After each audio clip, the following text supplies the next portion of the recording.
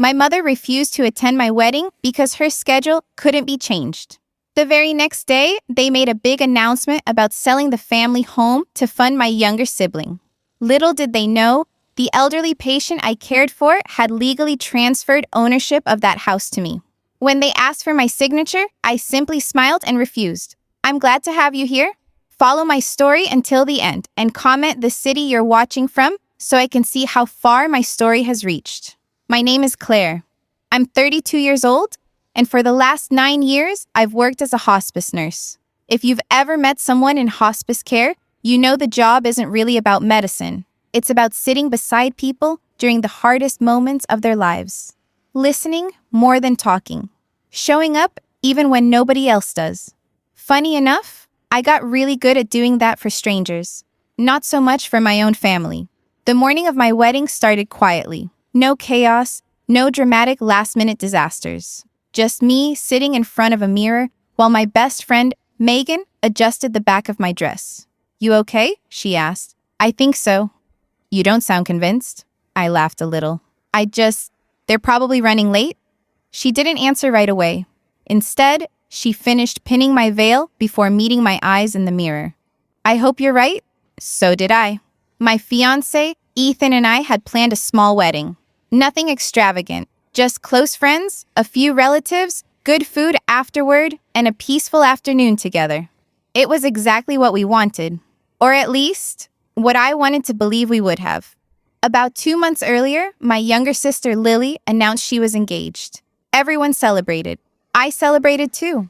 I hugged her, bought her an engagement gift, helped her compare venues. Then, about 3 weeks before my wedding, she called me. "Claire, there's kind of a problem." "What happened?" "The only date the venue has available is your wedding day." I blinked. "Seriously?" "I know it sounds bad." "So, pick another venue?" "It's not that simple." She paused. "We've already told everyone." I waited. She never offered another solution. A few hours later, my mom called. "Sweetheart, Lily's engagement party can't be moved." "I understand. So maybe your ceremony could start later?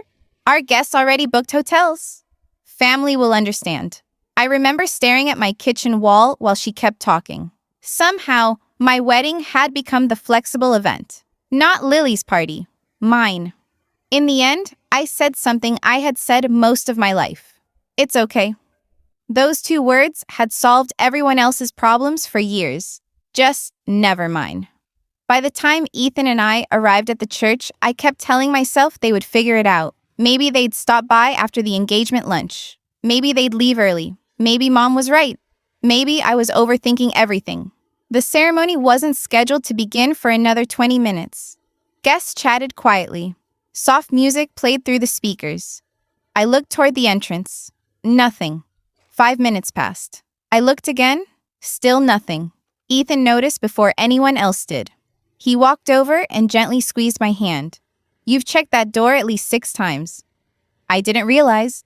"You don't have to pretend with me." "I'm not pretending." "You still think they'll come?" I looked down. "I do." He nodded. "I hope they do."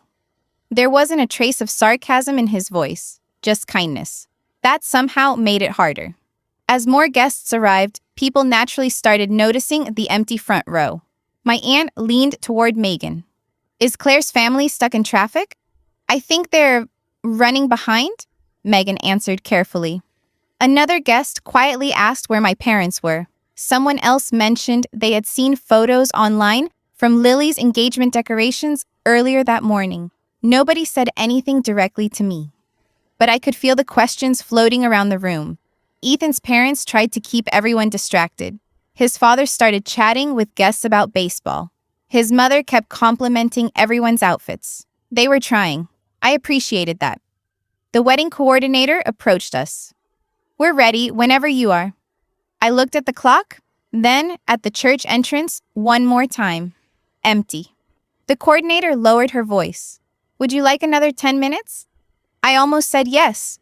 Then I imagined every guest sitting there, watching the door with me, waiting for people who had already made their choice. I slowly shook my head. "No." "You sure?" I took a deep breath. "Let's start on time." Ethan looked at me.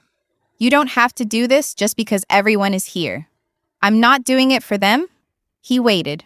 I smiled, even though it felt smaller than I wanted. I'm marrying the person who actually showed up. His eyes softened. I'll keep showing up. The music changed. The doors opened. I started walking. I didn't look at the empty seats again. Not until after the ceremony was over. People hugged us. They congratulated us. Someone handed me a glass of champagne. For a few minutes, I actually forgot about everything else. Then Megan walked over, holding my phone. I kept it on silent like you asked. She hesitated before handing it to me. You might want to look at this. I unlocked the screen. 36 missed calls. The number didn't even register at first. 36 missed calls. I blinked once, then twice, thinking maybe my phone had glitched. It hadn't. There were calls from my mom, my dad, Lily, 2 aunts, my cousin Brian, and even neighbors I hadn't spoken to in years. What is it? Ethan asked. I turned the screen toward him. His eyebrows lifted. 36? I've never had this many calls in my life. Before I could open anything, the phone started vibrating again. Mom. I watched it ring until it stopped.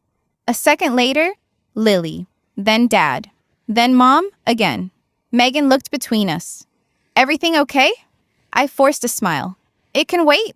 She studied my face for a second, like she knew I was lying, but she nodded anyway. The reception was only 15 minutes away, at a small restaurant Ethan and I loved. Nothing fancy, just good food, close friends, and people who actually wanted to celebrate with us. I wasn't going to let my family steal that too. The drive there was quiet for a few minutes, not uncomfortable, just full. I rested my phone on my lap, screen facing down. It buzzed every couple of minutes. Ethan reached over and took my free hand. You don't have to answer. I know. You also don't have to spend our wedding day fixing someone else's emergency. I let out a small laugh. You make it sound like this happens all the time. He looked at me for half a second before returning his eyes to the road. It kind of does. I couldn't argue with that. At almost every holiday, birthday, or family dinner, somebody eventually needed something. A ride, money, help with paperwork, watching someone's kids, picking up groceries. I usually said yes before they even finished asking. Today was the first time I wasn't immediately reaching for my phone. That felt strange. The restaurant was already buzzing when we walked in. Our friends cheered. Someone handed Ethan a drink. His mom wrapped me in the biggest hug. You look beautiful, she whispered. Thank you. And don't think about anything else today. She didn't ask about my parents. She didn't need to. Everyone had noticed. Lunch helped. People told stories. One of Ethan's college friends embarrassed him with an old camping story. Everyone laughed. Even I did. For almost an hour, I felt like a normal bride. Then my phone vibrated against the table again. This time, Ethan glanced at it before I did. Still them? I nodded. I'll just read the text. I'm not calling anyone. He shrugged. That's fair. I unlocked the screen. The first message was from Lily. Call me now. No congratulations. No, I'm sorry. Just that. The next one was from Mom. Claire, answer your phone. This is important. Dad, we need to explain something. My aunt, please call your parents. They're panicking. Then another. Where are you? Another. This involves the house. I frowned. The house? Ethan looked over. What house? I don't know. I kept scrolling. House, house, house. Every few messages, that same word appeared again. Nobody explained it. Nobody mentioned my wedding. Nobody apologized for missing it. It was as if the ceremony had never happened. I felt something sink inside me, not because they were calling, because I realized why. If everything had gone perfectly for them today, my phone probably would have stayed completely silent. Ethan quietly pushed my plate a little closer. You should eat before your food gets cold. I'm trying. I know. I took a bite, mostly because he was right. A few minutes later, my phone buzzed again. This time, it wasn't a text. It was another voicemail notification. Want me to hold on to your phone? Ethan asked. I shook my head. No. You sure? I looked around the room. My friends were laughing near the dessert table. His parents were talking with Megan. Nobody was paying attention to us. I want to know what could possibly be so urgent. He nodded once. No matter what it is. He reached under the table and squeezed my hand. It doesn't have to become today's problem. I smiled. I married the right man? You definitely did. I opened the voicemail list. There were 7 new messages. The first few were from my mother. She sounded breathless, frustrated, almost frantic. Claire, pick up. Please stop ignoring us. You need to call immediately. Not once did she ask how the wedding had gone. Not once. I skipped ahead. The last voicemail was from Dad. His voice sounded different. Not angry, not demanding. Just shaken. Claire. He stopped talking for several seconds. Then he sighed. If you get this, please call us.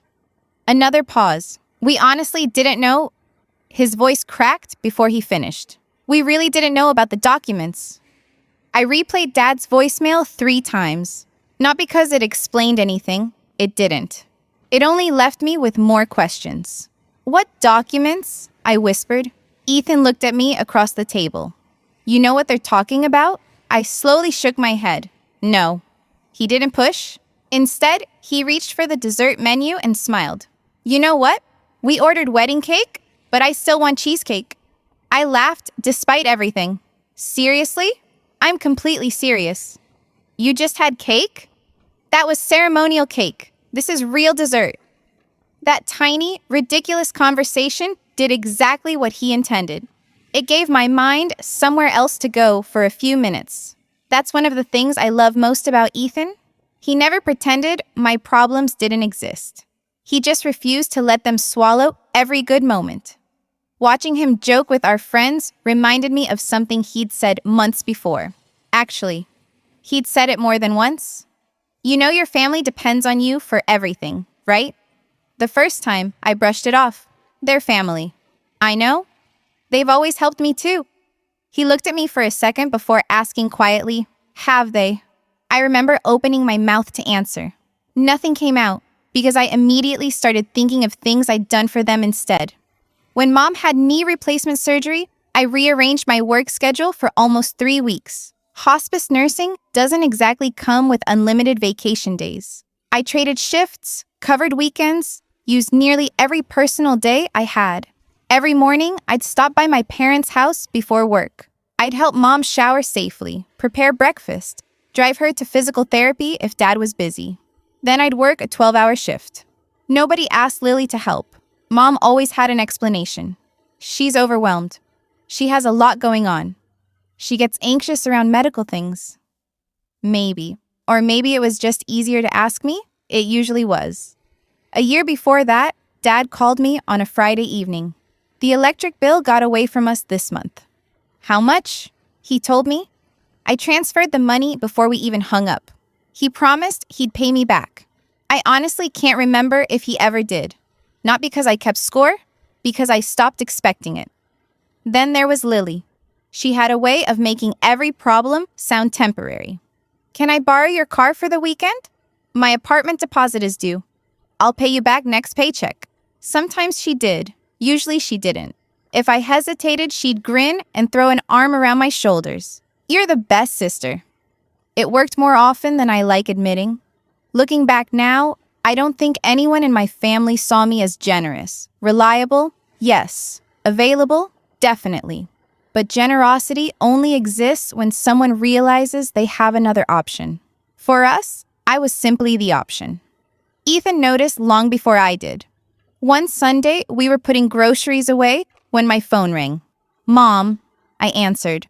5 minutes later, I was grabbing my keys. Ethan leaned against the kitchen counter. What's going on? Dad needs help organizing insurance paperwork. Today? They're confused. He nodded slowly. Weren't you there last weekend doing the same thing? They found more forms. I can be back in 2 hours. He wasn't angry, just puzzled. When I got home that evening, he was still awake, reading on the couch. Everything sorted? I think so. You think so? Dad couldn't find one document. He closed the book. Claire. What? Can I ask you something without you getting defensive? I'll try. When was the last time one of them canceled their plans to help you? I started thinking. Work, car trouble, moving apartments, being sick with the flu. Planning our wedding? Nothing came to mind. I finally shrugged. I don't know. He nodded like he'd expected that answer. I love that you're kind. I know. But kindness isn't supposed to be a one-way street. At the time, I thought he just didn't understand my family. Every family has different dynamics, right? Mine just happened to lean on me a little more. That's what I kept telling myself. Then wedding planning started. Every conversation somehow became about Lily. Mom wanted me to change my florist because Lily liked the same colors. Dad asked if I'd consider moving the ceremony because it would make things easier.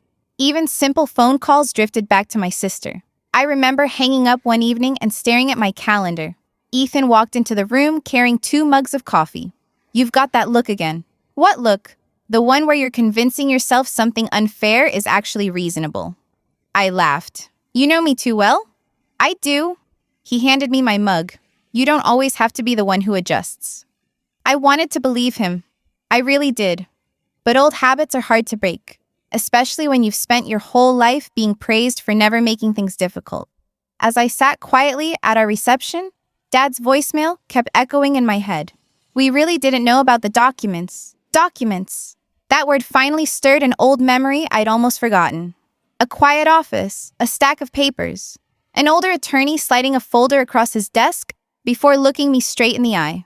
Claire, he said gently, keep these somewhere safe. He rested his hand on the folder for just a moment. One day, these documents may be the only thing that protects you. That lawyer's face came back to me so clearly that I could almost smell the coffee in his office. His name was Richard Bennett. I'd only met him twice, but both meetings stayed with me. The reason was simple. Neither meeting had ever been about money. They had been about promises. The person who brought me into that office wasn't a relative. He was one of my hospice patients. His name was Walter Hayes. I had cared for Walter for nearly 4 years, longer than most hospice nurses stay with the same patient. His illness progressed slowly, and during that time, we talked about everything. Baseball, old movies, his late wife, Eleanor, the apple tree he'd planted when his daughter was born. Some days, we'd barely mention his illness at all. People often imagine hospice nurses becoming attached to every patient. The truth is more complicated. You learn to care deeply without pretending you're family. Walter understood that balance better than anyone. One afternoon, he looked at me and laughed. You know why I trust you, Claire? I smiled. Because I bring decent coffee? Your coffee is terrible, I laughed. Fair enough. He pointed at me with a weak finger. It's because you never ask me for anything. That sentence caught me off guard. I didn't know what to say. He continued before I could answer. My relatives always arrive with suggestions. He made air quotes. Maybe you should sell this. Maybe you should change that. Maybe you should think about our future. Then he looked around the quiet room. You come in here and ask if I'm comfortable. There wasn't much I could say to that, so I simply adjusted his blanket and changed the subject. That's what hospice nurses do. We don't encourage conversations about gifts or inheritances. In fact, we're trained to avoid them. A few weeks later, Walter asked if I could sit with him after my shift for a few extra minutes. I have someone coming. Family. My attorney. I figured he wanted emotional support. Nothing more. When Richard Bennett arrived, Walter asked him to explain something. Richard opened a folder. Mr. Hayes has updated several legal documents. I immediately interrupted. I don't think I should be involved? Walter smiled. I knew you'd say that. Richard nodded. That's actually one of the reasons we're here. He explained everything carefully. Walter owned several assets, but one property mattered more than anything else. An old family house. It had belonged to his parents before him. There was history in every wall. The problem wasn't the house, it was the people waiting for it. Walter's remaining relatives had spent years arguing over what they'd eventually inherit.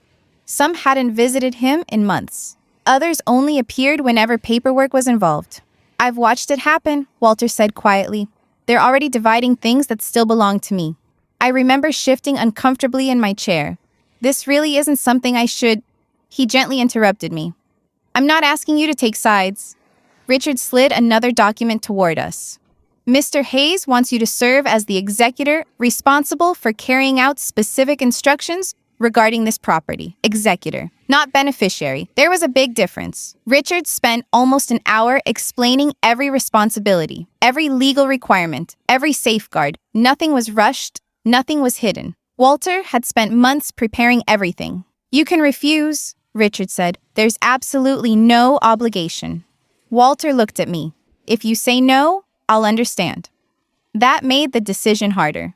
People who manipulate you usually make you feel guilty. Walter never did. I asked for a few days to think. He smiled. That's exactly why I asked you. I went home and talked to Ethan. At the time, we were only dating. I explained everything. He listened without interrupting. When I finished, he asked one question. Do you believe he's making this decision freely? Yes. Do you trust the attorney? I do. Then don't make your decision based on what other people might think. A week later, I accepted.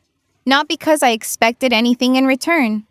Honestly, I expected years of paperwork and difficult conversations. Nothing more. Over the next several months, Richard walked me through every document. Every signature was witnessed. Every change was recorded. Everything followed the law exactly as it should. Walter passed away peacefully 6 months later. His funeral was small. I stood quietly in the back. I didn't speak. I wasn't family. I never wanted to pretend I was. Once the service ended, Richard caught up with me outside.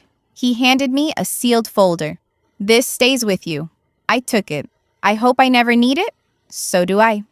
He gave me a thoughtful look before adding one last thing. His tone wasn't dramatic, just practical. Claire? I waited. Don't assume everyone will be happy when they learn what's inside. I didn't know exactly what had happened at Lily's engagement party. Not yet. Most of it came together later from different people. An aunt who couldn't stop talking. One of my cousins who felt guilty.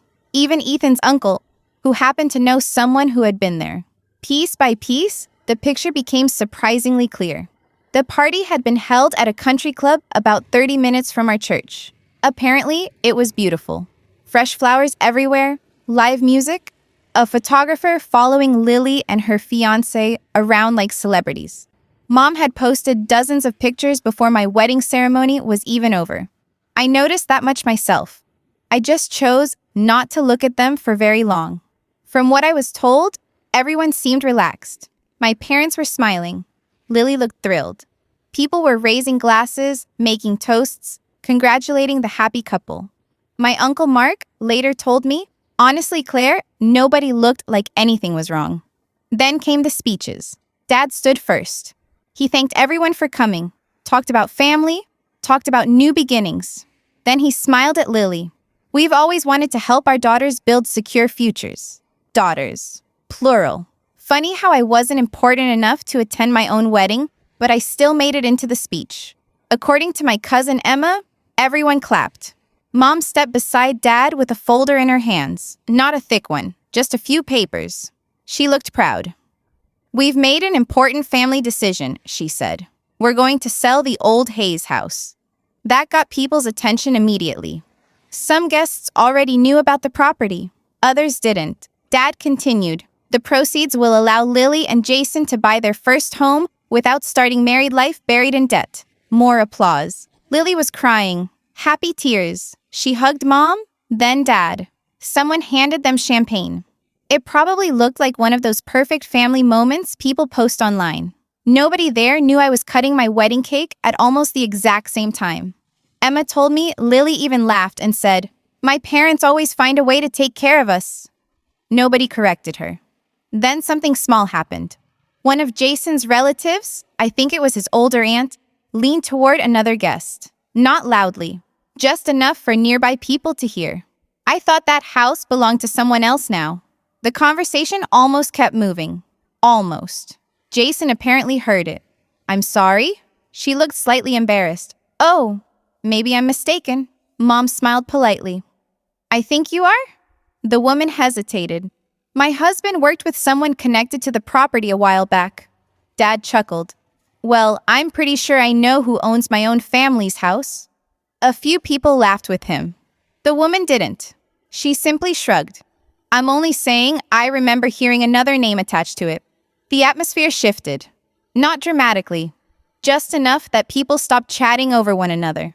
Jason looked confused. What does she mean? Mom answered quickly. Probably outdated paperwork? Dad nodded. Exactly. But according to Emma, Dad wasn't smiling quite as naturally anymore. Someone asked whether the sale had already been arranged. Dad said they were finalizing everything. Then another guest spoke up. If you're already that far along, hasn't the title work been completed? Silence, just for a second. Apparently, Dad answered a little too fast. Our attorney has everything. That should have ended it. Instead, Jason's father offered what he probably thought was a helpful suggestion. My real estate attorney is actually here. He pointed across the room. No reason to wonder. People looked over. The attorney walked closer with an easy smile. What's going on? Jason laughed awkwardly. Nothing serious. His father explained the conversation. The attorney listened without interrupting. Finally, he asked one simple question. Who currently holds title? Dad answered immediately. Our family. The attorney nodded. Have you seen the latest recorded documents? I don't need to. The attorney smiled politely. I'd still recommend checking before making public announcements. Nobody argued. It sounded like reasonable advice. Mom glanced toward Dad. Lily looked back and forth between them. For the first time that afternoon, the photographer lowered his camera. Emma told me the room didn't suddenly become tense. It became uncertain. People were still smiling. But now they were waiting for someone to settle the question. Dad pulled out his phone. I'll clear this up. He stepped away from the crowd. Mom followed him. A minute later, Jason joined them. The conversation grew quieter, then quieter still. Finally, someone suggested the obvious. Why don't we just call the notary's office and confirm everything? Nobody at the party expected that phone call to become the center of the afternoon. The notary's office was closed, but the attorney, Jason's father, managed to reach the firm's answering service. A few minutes later, someone from the office called back. Not the notary himself, one of his senior assistants. According to my cousin Emma, everyone had stopped pretending they weren't listening. Dad stepped a little farther away, but not far enough. His side of the conversation was easy to read. Yes. A pause. That's correct. Another pause. His posture changed. No, that can't be right. Mom immediately reached for his arm. What is it? He held up a finger, asking her to wait. His face kept losing color. I understand, he finally said. Thank you. Then he ended the call. Nobody spoke for several seconds. Jason was the first. So? Dad looked around the room as if he hadn't expected everyone to be watching. They're reviewing some records? The attorney who had suggested making the call didn't look convinced. Only reviewing them?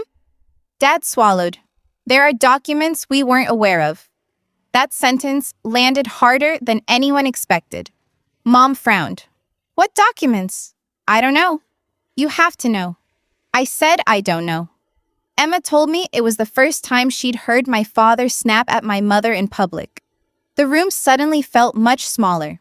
People who had been laughing 15 minutes earlier quietly drifted toward the buffet or stepped outside with their drinks.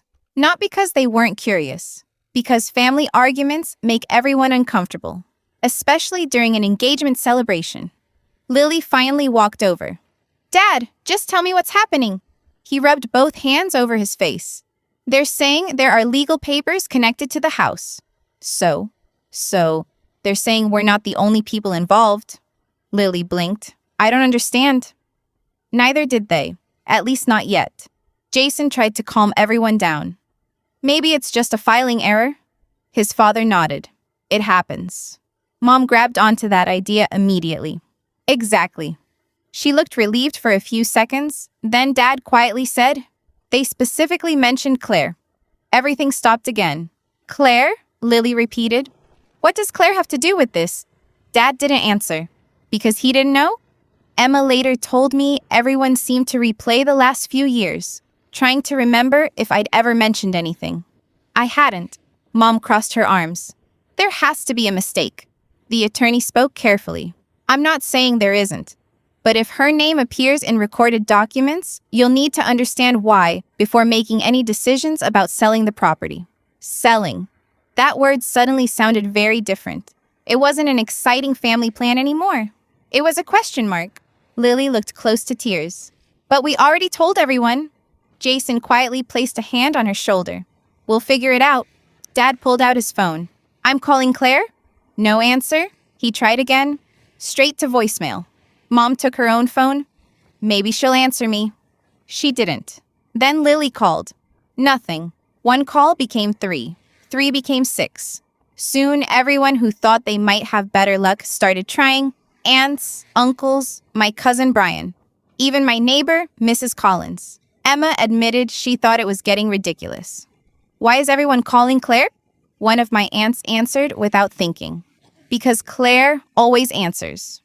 That sentence stayed with Emma. It stayed with me too when she repeated it weeks later. For years, if my phone rang, I picked up. If someone needed help, I came. If there was a problem, I solved it. My family wasn't calling because they suddenly missed me. They were calling because, for the first time, I wasn't available.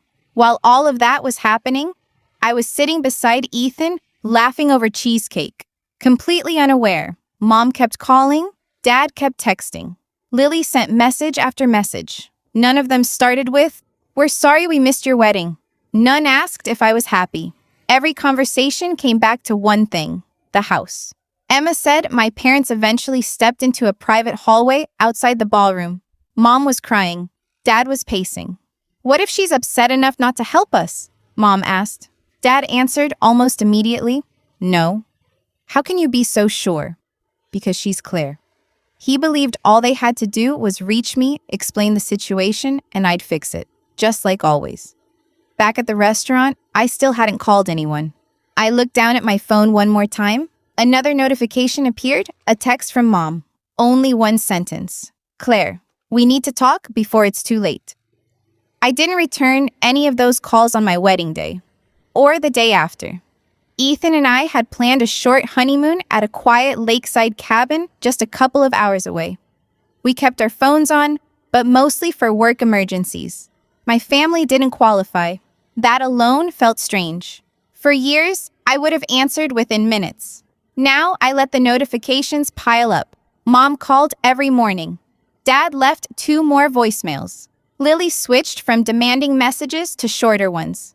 Please call us. This is serious. We need to explain. Still, not one message mentioned my wedding. Not one asked how I was doing. On our drive home, Ethan glanced over at me. What are you thinking? I think I should meet them.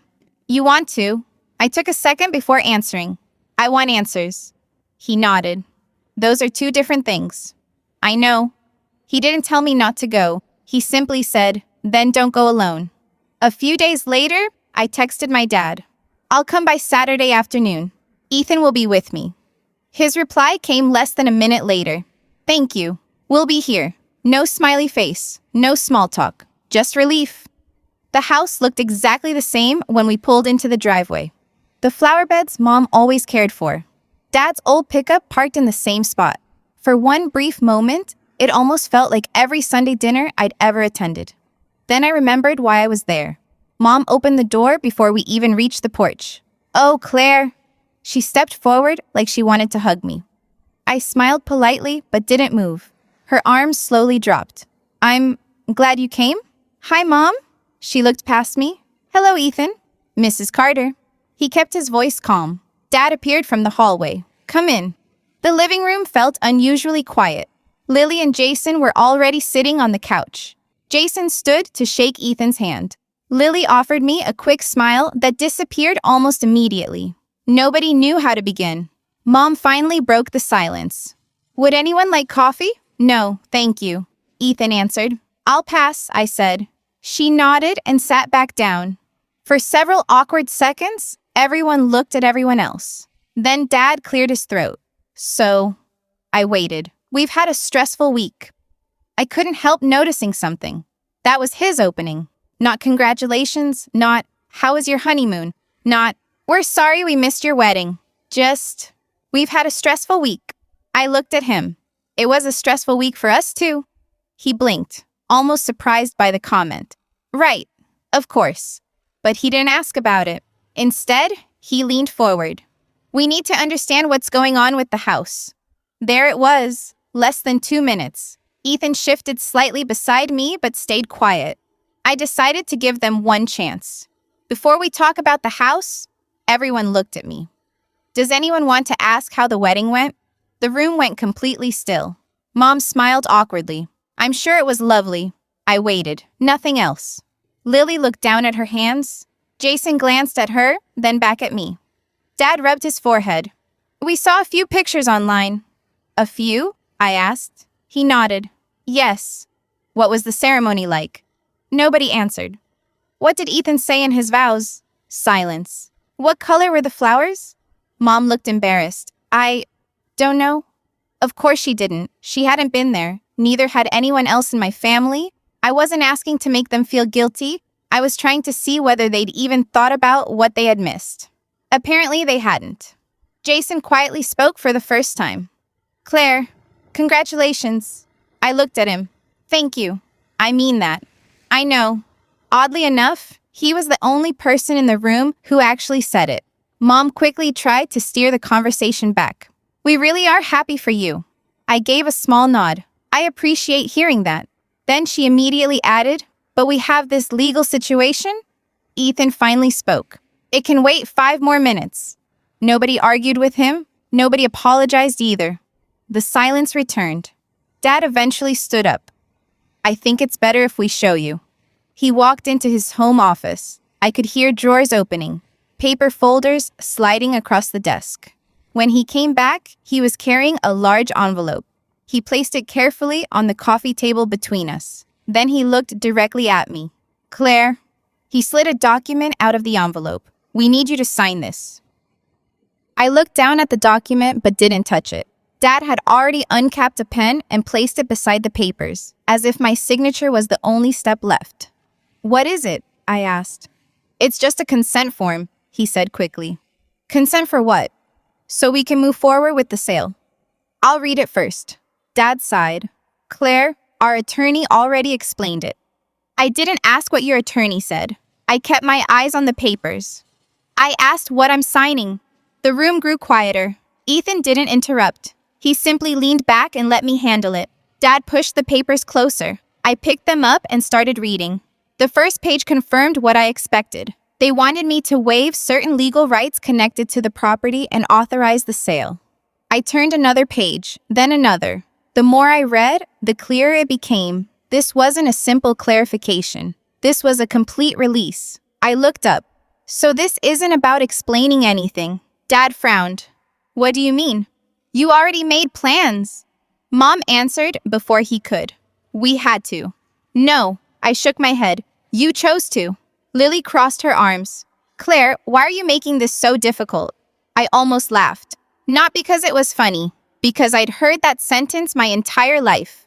When I paid bills, when I changed my schedule, when I canceled my own plans, everything was easy, as long as I was the one giving something up. I placed the papers back on the coffee table. I'm not signing anything today. Dad looked surprised. Why not?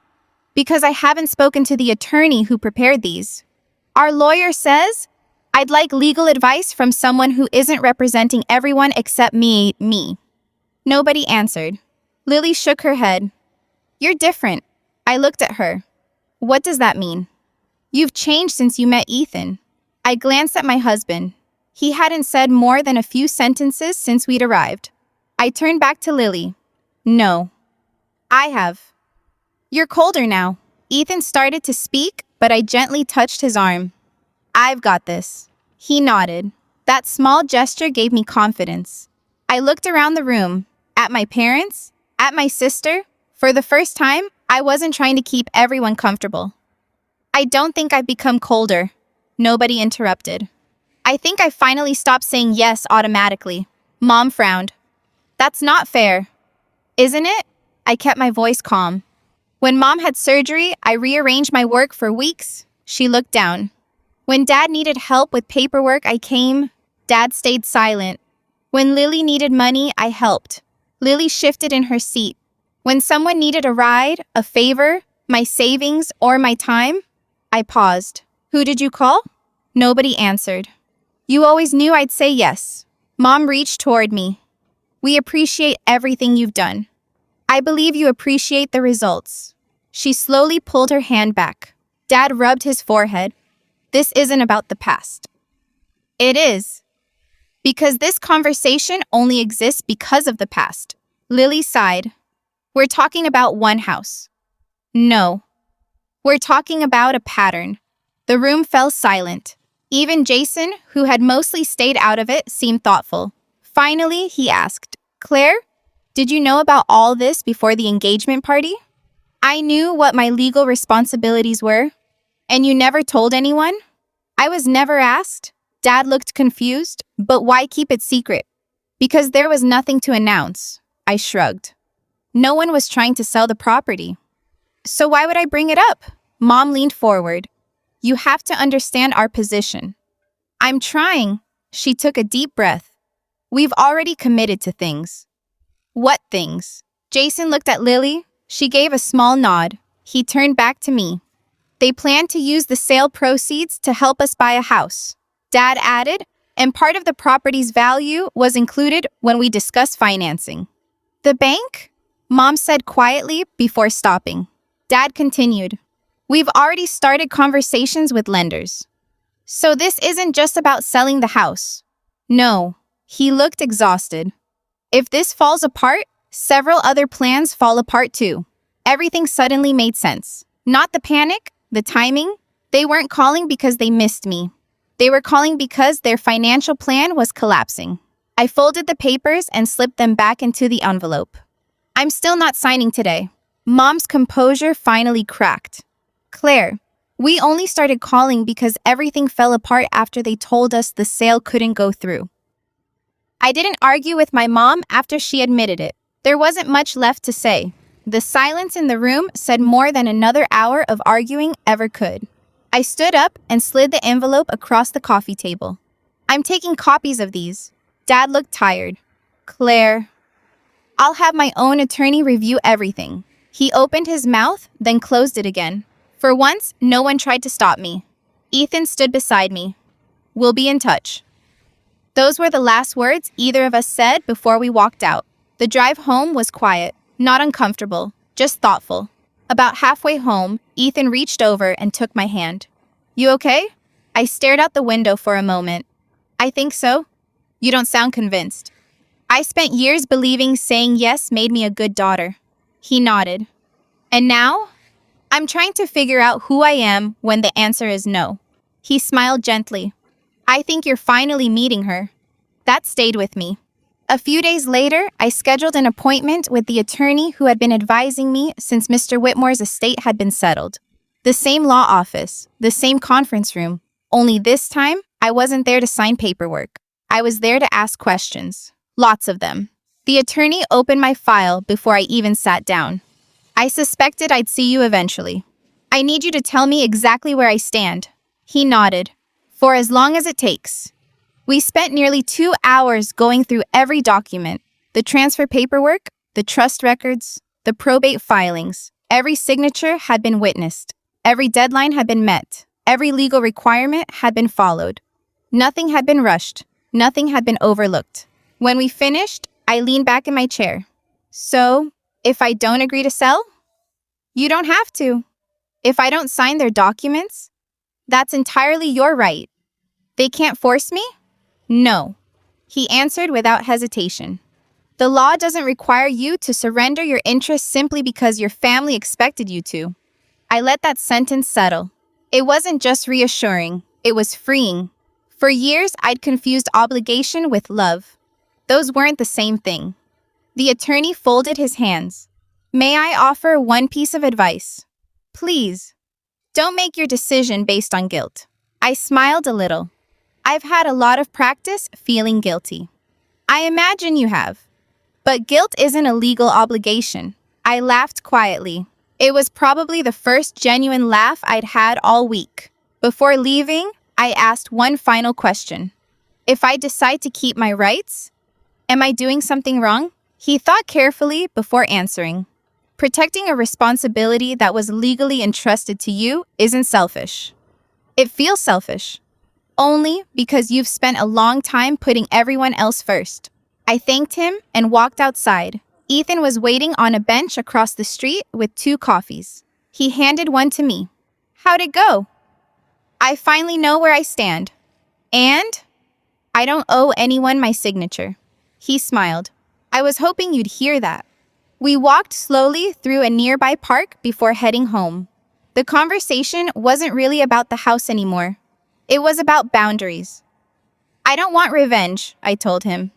I know. I don't even want them to lose anything. So what do you want? I thought about it for a while. I want any future relationship with my family to be honest. No more assumptions. No more automatic yes. No more decisions made for me. He nodded. Those sound like healthy rules. They're new. They'll probably feel uncomfortable.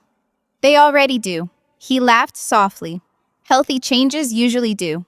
That evening, I drafted a short message to my parents. I deleted it twice before sending the final version. It wasn't angry. It wasn't emotional.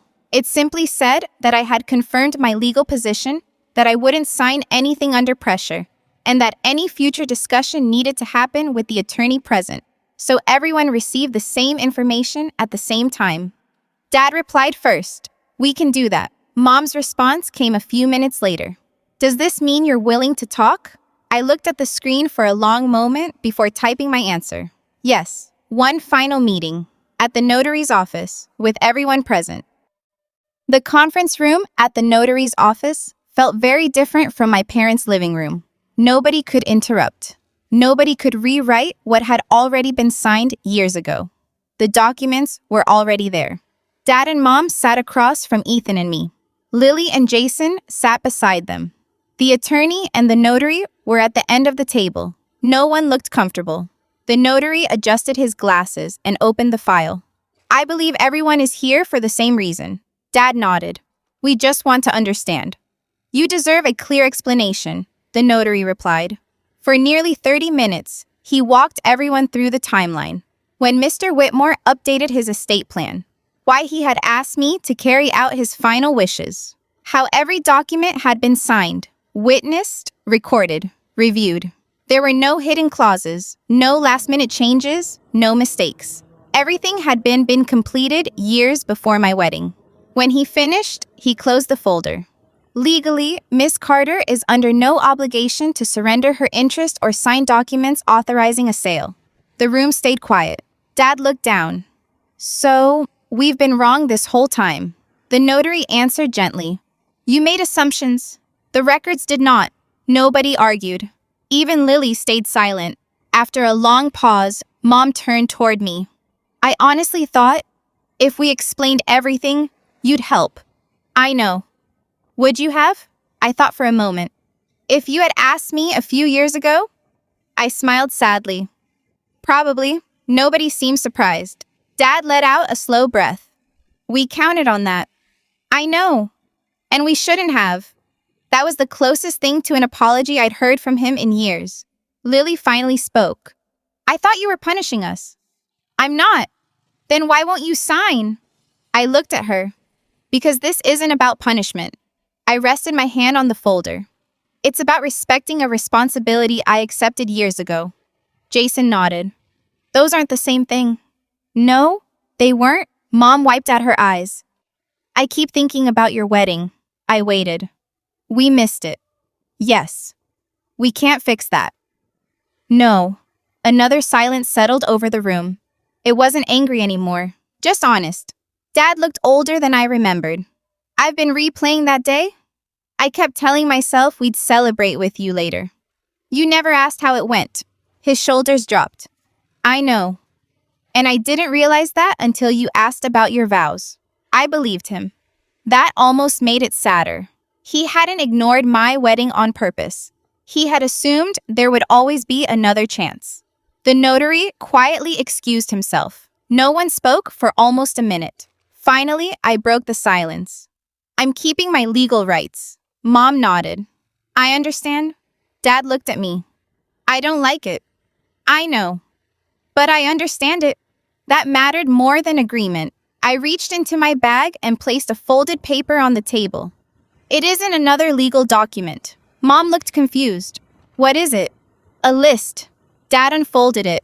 There weren't many words, just a few simple boundaries. No financial decisions made on my behalf.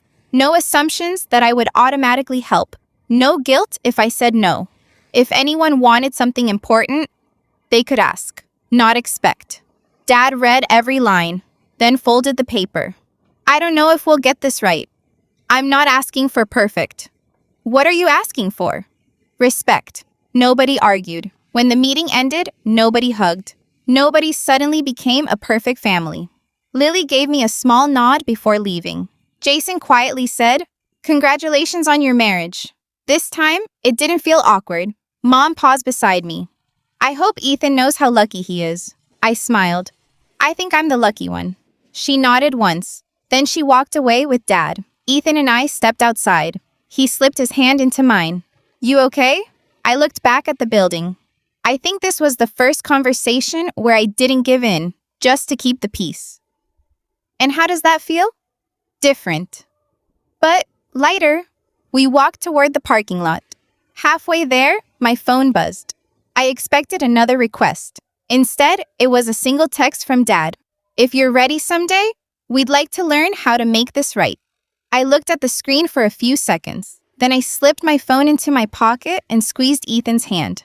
I didn't have an answer yet. Maybe rebuilding trust would take years. Maybe some things would never look the way they once had.